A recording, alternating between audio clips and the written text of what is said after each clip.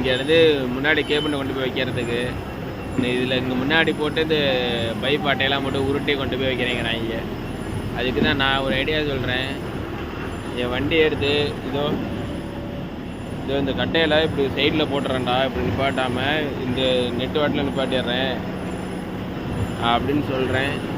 இதில் நிப்பாட்டிட்டு நீ ஒவ்வொரு இல்லை கொண்டு வந்து சைட்லேருந்து மேலே எடுத்து வைடா, இவங்க கொஞ்சம் கரெக்ட் பண்ணி வச்சுருவாங்கடா அப்படின்னா, இல்லை அது ஆகாது, அது அப்படிலாம் வைக்க முடியாது அப்படிங்கிறான் பைத்தியக்காரன். இந்த தான் அந்த பொக்லிப்டுக்காரன்